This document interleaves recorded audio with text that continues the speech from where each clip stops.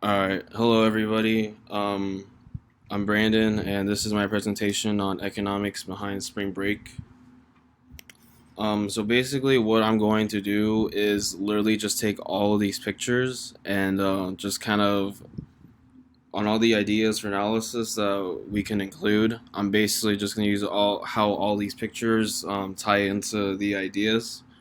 And so for the first part, how spring break is an economic force for many seasonal businesses and a vital player in the macro economy. Um, Really, when you look at all of these pictures, basically during the time of spring break, is literally when places like these, such as the first one at the top left with everybody at Daytona Beach in Florida, all the business around where you can see the grocery store in the right and like gas in the middle where once you're in a popular place for spring break all these businesses see a boom with the volume of people that are traveling and that they need groceries and they need gas.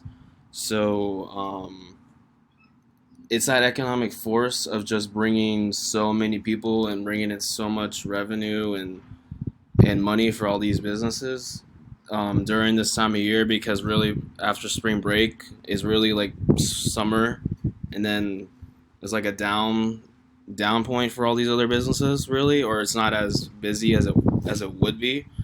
So that's the economic force that like having so many people traveling and needing the necessities of gas and food to survive, as well as restaurants at the top.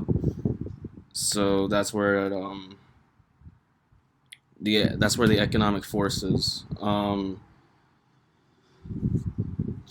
I mean, going to opportunity costs now. There really is when it's like when I went over like 2 weeks ago to the spring break we were having by the channel, you could see that sadly it's like all these aluminum cans of beer were all piled up on the beach.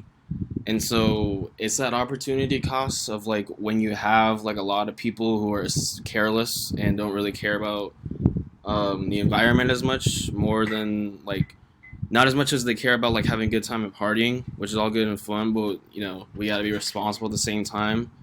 But just like in general, there's always going to be those people that literally just throw whatever. And so although I may not have a picture of that at the current moment, there was really a picture that I saw on Facebook where, like, on the beach in the channel, that there was just cans everywhere, and so that pollution, um, and just dirtiness on the beach, is that opportunity cost of like having so many people. Um, and then yeah, crime, obviously, with drunk drivers, sadly, you know, and just people acting idiotic and stuff like that. And then that's really it. I mean, there's not really much, because that's the basic necessities of like economics behind a spring break, where you're gonna have like a lot of people and just like businesses and surrounding areas are gonna see a boom, such as restaurants that I have here, the gas, and then hotels like here in Vegas, MGM Grand at the bottom. There's like a lot of people for resorts and hotels, and then in the right with the grocery stores, everybody needs the basic groceries, water, all that. And then the little house at the thing in the left, I put that as like I use like an Airbnb. I looked up Airbnb and just talked about how not everybody's gonna go to spring break like in Daytona Beach with everybody packed over there. Like there's always gonna be groups and people that are just gonna simply want to rent out like a beach house from Airbnb or Verbo. And so that's also like an economic part that people are also gonna go over there and use on the right, like gas and restaurants and grocery stores, to go and supply themselves and make sure that they're all good to have a good spring break on a beach house, for example. Like you don't always need to go to a packed place, such as here, Florida, Mexico, you know. So that's sort of like the economics behind spring break, in a nutshell, really. And yeah, that's about it. Thank you for listening to my presentation. Have a good day. Thank you.